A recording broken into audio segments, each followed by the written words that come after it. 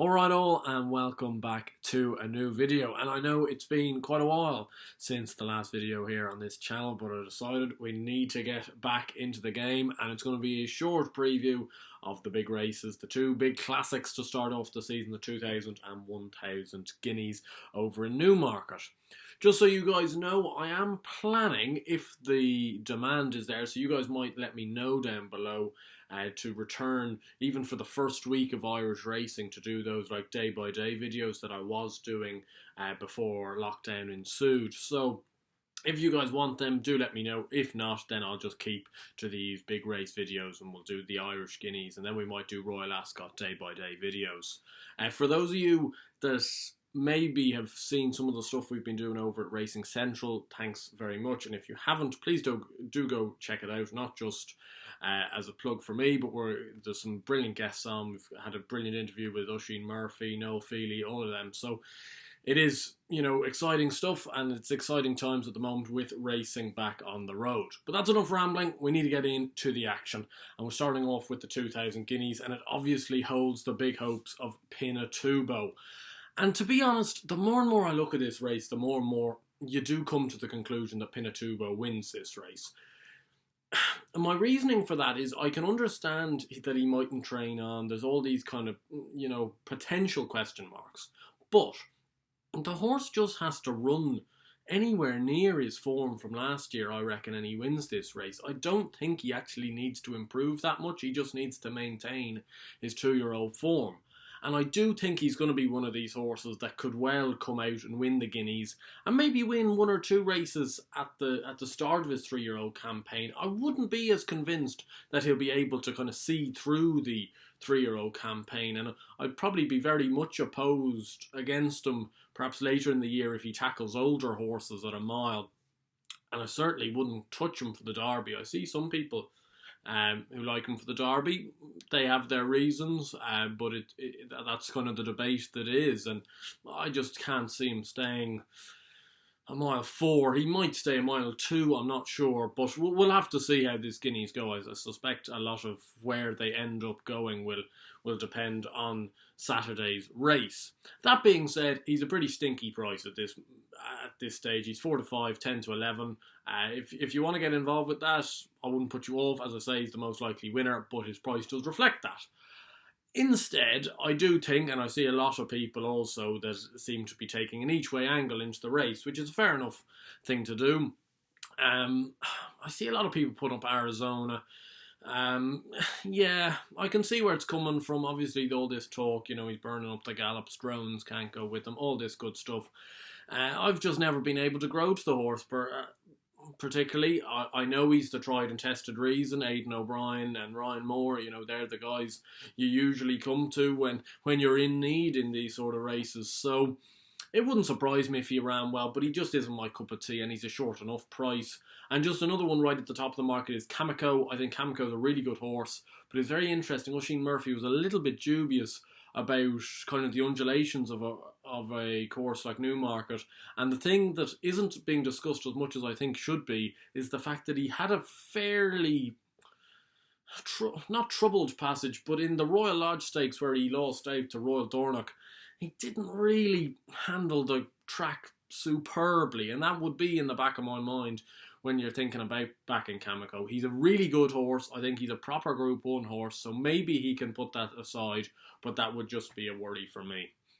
Instead, I've had a bit of an epiphany the past few days about the 2000 Guineas, and I've had a bit of a off-track idea. I know some people have kind of hinted at the fact that they might like him, but Kenzai Warrior in this race is just beginning to scream to me like he's not a bad each-way price at 25 to 1.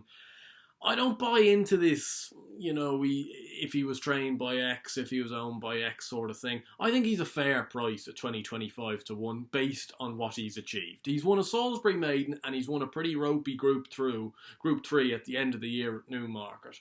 I don't think he should be 12 to 1, to be honest. I think 20 to 1, 25 to 1's a fair price. But that doesn't mean I don't think he's got a decent chance of hitting the frame. I think it's going to be one of these ones on the day, and this is where I'd leave it up to you guys, that I suspect you will get some bookmakers playing at four places, and he'll be 20 to 1, or maybe even a 16 or 18 to 1, and there'll be some paying out 3 places where he'll be 25 to 1. I don't know which way you guys would prefer, whether you want the bigger price and hope he hits the 3, or perhaps the slightly smaller price, and you obviously get the hope of one more place. He's out of a new sire, Caraconti, this is his first crop of 3-year-olds now. It was his first crop of 2-year-olds last year, and he's obviously been the most successful. But there isn't too much to go on from a stallion point of view. He's from the family of Lemon Drop Kid, so, he's bred to be a pretty good horse, and his Salisbury Maiden win was extremely impressive. That's the one I'd be focusing in on with his form. That was a 10-runner race. The 2nd, the 4th, the 6th, the 8th, the 9th, and the 10th have all come out and won races. Max Vega's probably the key one there. He came 2nd in that race. He won the Zetland Stakes. And there's also Roger Varian horse called Chardos, and I think it's Richard Hughes trained horse called Summer on Seven Hills that's made hay in a couple of, class 4, class 3 handicaps at Wolverhampton. I think he finished 8th in that race. So it's a good race in general. The Group 3 race, the Horace Hill Stakes that he won at Newmarket, was back over 7 furlongs on heavy ground, which shows he is ground versatile, because Salisbury was good, Newmarket was heavy.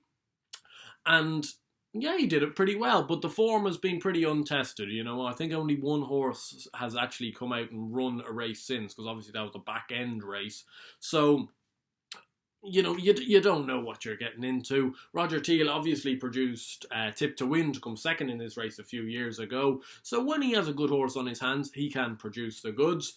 And it's just one of those, I see him running his race, and I really hope he hits the frame. I've said it before on different podcasts. I think it'd be good for the game if Pinatubo was to win, because Pinatubo is the obvious superstar of the race. But that being said, geez, I'd be jumping up and down if Kensai Warrior wins, because, Roger Teal winning a classic would be superb for the game in a completely different respect. But I do think he can run well. I think 25 to 1 or 20 to 1, whatever you guys want to do with the places and the prices, I think it's a fair price. Moving on to the 1,000 guineas, and I was hit a bit of a sucker punch this morning, because I was really getting on the trail that I wanted to back Peaceful for this race, and I thought she was still a good price. She was around that 10 to 1 mark, and she kind of ticked a lot of boxes for me. It's a race that I'm not a big person for stats, but I have looked into the stats of this race, and the one that does glare at me, because it does happen with some of the market principles, is that the last time a horse won this race, having not ever run over a mile before, was in 2010. So there's been 9 renewals since where a horse has run over a mile, not necessarily won over a mile, but run over a mile before winning this race. So that's something that just is nagging in my mind when you're talking about Mill Isle, when you're talking about raffle prize. And I looked through the declared runners that have just come through around an hour ago this morning, and it's a 15-runner race. Only 7 runners have run over a mile since. The main one being Quadrilateral. I think she's a very fair favourite. I think 5 to 2, 11 to 4 is probably a fair price. Not one that I would want to get stuck into. I just think at this stage, given what's happened so far this season, these short price favourites, they're just not something that I'd be really just willing to crack into. But that being said, with both of them, with Pinatubo and Quadrilateral, it wouldn't surprise me if both of them won, to be honest. Then there's Love. She's also run over a mile, so she ticks the box. Good horse. Looks a little exposed on her 2-year-old form, but that being said, will run her race, you would think. And is it a tip in itself that Aidan O'Brien is only running her in the race? He had 3 in it. He had Love, Peaceful and So Wonderful. Peaceful and So Wonderful don't run in the race. So this is kind of interesting things that you might want to take into mind if you were backing Love. I wouldn't put off anyone backing those 2 in the front of the market. I'm going to eat humble pie for saying this, I suspect, and I'm the first person that will admit I'm wrong, but I just can't see Mill Isle winning this race. I love Jessica Harrington as a trainer. I love her 3-year-old fillies this year. I think Albinia's different gravy. I think Alpine Star's a seriously good filly. And I think Mill Isle's a really good filly. I just, running over 6 furlongs all the time, suddenly we're stepping up to a mile. The stats are against her. And you're just taking a massive leap of faith for what at this stage isn't a particularly juicy price, I don't think. She's been backed in to around the 6-7 to 1 mark. It doesn't look like much value to me. If you're still a double figure price, I could make a case that that's not a bad each way play. But I think down at that price, you have probably having to back her on the nose, and I just don't see her winning the race, to be honest. As I say, I'll be the first person to hold my hands up if she does win, and I'd love Jessica Harrington to win the race, but I just don't see it with Mill Isle personally. So I was looking through the race. There was a few other fillies that have good form. It's not a bad race in some respects, but it has cut up a fair bit. You think of Powerful Breeze not running the race. As I said before, like neither Albinia or Alpine Star in the race. Dea's not in the race. So you've got 4 there who I thought would be probably single figure prices probably for this race not running. So I don't think it's quite as deep a race as perhaps we have seen in the past. And one that caught my eye, and this is a complete flyer, it's a bit like Kensai Warrior. I've taken 2 stabs, trying to back horses at decent prices. And it's the John Gosden trained filly Shimmering. Now, she doesn't have much to go on. She's run twice before, both times on the all-weather. She came 3rd at Kempton on debut when she looked very green and went on to win at Lingfield. She made all that day. That was in a mile novice race. The 3rd, 4th and 7th have won since, which is always a good sign. A stablemate called King of Arms, also trained by John Gosden, and a very good David Lanigan horse called Longsider, who's probably a horse to look out for this year in perhaps handicaps, top level handicaps. She won that very well. Hands and heels, Rab Havlin, as I say, from the front, it was all very easy. It wasn't much of a race. You're stepping into the Guineas. But I've looked this morning, Frankie Dettori is on board. Now, I'm not so sure how that's worked, because he was meant to ride Raffle Prize, and Raffle Prize is still in the race. So I'm not sure how that's working. I don't know whether it's because it's John Gosden and Andrew Lloyd Webber, or Lord Lloyd Webber. And obviously, they have history, Too Darn Hot, Lati Dar, all these. But one thing also, like Andrew Lloyd Webber rarely associates himself with pretty average horses. A lot of his horses are very good, and it wouldn't surprise me if this filly ends up being really good. My concern is that this perhaps is just too early in her development, and she might be one to back, later on in the season. But that being said, I've looked at the prices this morning, and this is exactly while I'm recording, and she is 25 to 1 with 888 Sport, and between 20 to 1 and 16 to 1 with every other bookmaker. So if that price is gone, I'm very sorry, but that's the price I'm seeing right now. It is 12.14 on Thursday, the 4th of June. So that's, just for context. I think she's not a bad price at that rate. With Frankie on board, she has potential. And that's the key for me. In comparison to some of these other ones, I see where she's a long way off form-wise. She's a long way rated below these.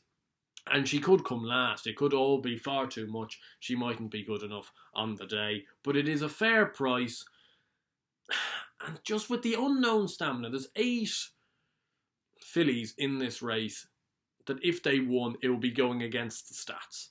I'm picking one of the 7 that... At least she's run over a mile, she's won over a mile, and didn't look to be stopping in any way at Lingfield.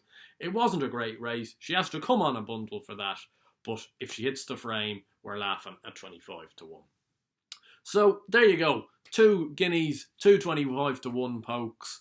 As you can see, I'm trying to find something, to unearth a bit of an each way price out of it. You guys might think the favourites are going to go in. You might have other each way alternatives. Whatever you guys think, do let me know down below in the comments. Who do you think is going to win the 2,000 and 1,000 guineas? If you did enjoy this video, please do give it a like and subscribe to the channel down below for similar type of videos coming throughout the flat season and obviously into the most coveted jump season in the winter time. I hope you guys are all staying safe, and as we get back into the swing of things, I suppose, after lockdown. And until next time, best of luck, and I'll see you then.